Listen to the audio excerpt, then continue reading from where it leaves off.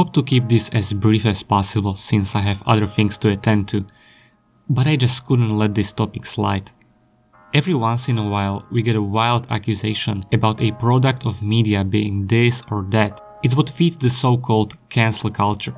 I was fairly enjoying the ultimate conclusion to the Attack on Titan saga until, to my surprise, an old article resurfaced from the darkest, deepest depths of Polygon's journalistic legitimacy, claiming Attack on Titan is now pro-fascist. Since we are going to be talking about the recent events taking place in Attack on Titan, spoilers for the final season are inevitable, so consider this your spoiler warning. Yes, Polygon claims Attack on Titan is now pro-fascist.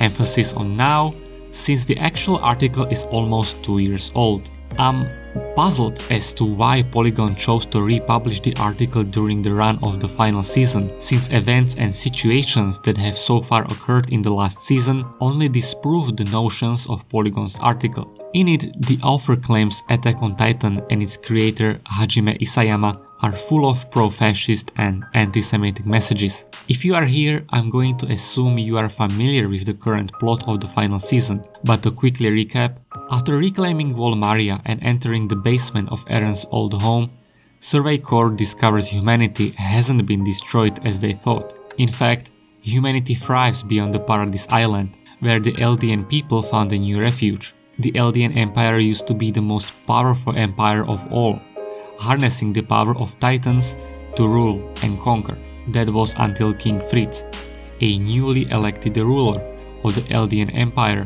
who was ashamed of what the empire had become. So he orchestrated a civil war, allowing the Empire of Marley to take control. King Fritz then took the rest of the Eldian Empire to Paradise Island, where he rewrote their memories and built 3 large walls, so the Eldian Empire won't be able to hurt other nations anymore. Welcome to another episode of Oversimplified. Anyway, back to the article.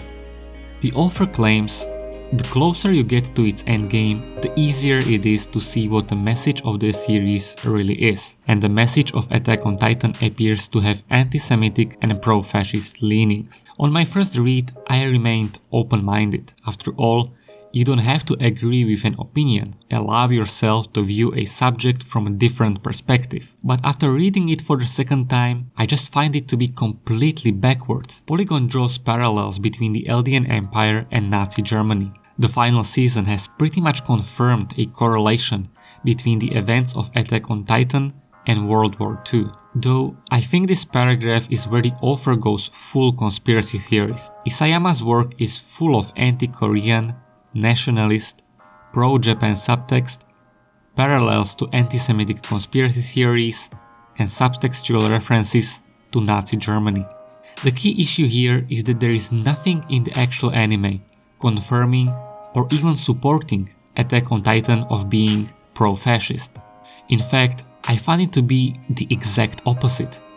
Both sides are portrayed as complex nations with complex issues. Very rarely in the real world do you have the good guys and the bad guys, the good solution or the bad solution. More often we conform to the lesser evil. I applaud the final season of not being afraid to dive deep into complicated and intricate political, social and cultural issues.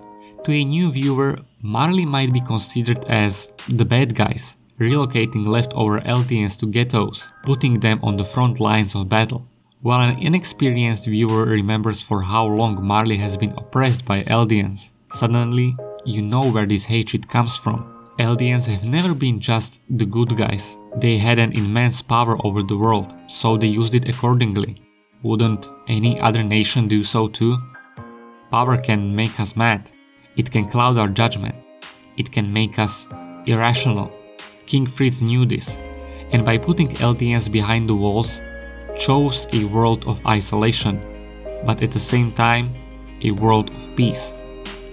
However, you can only remain isolated for so long, before people get tired of their way of life, similarly to the way Survey Corps ventured outside of the walls to build a better future.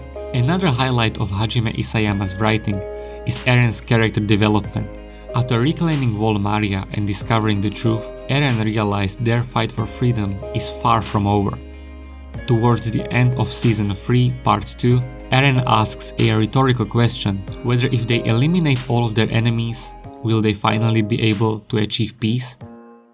In the sense of violence only produces more violence, the final season is a grim reminder that the conflict might never end.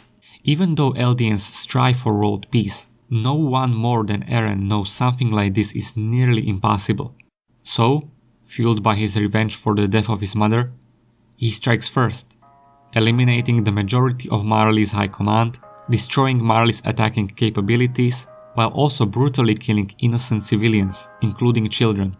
While Eren's attack wasn't sanctioned by the new Eldian government, I think deep down, they realized a preemptive strike was the only way to survive against a technologically superior nation. Eren has come from a protagonist we feel sympathy for, who we root for, to a soldier labeled as a terrorist. To me, this is the message Attack on Titan was going for from the very beginning. As long as we won't be able to put our differences aside and start anew, wars will slowly consume us. Both sides are deeply complicated. Labeling one as pro-fascist or pro-this or anti-that, I think goes against what the show is trying to say.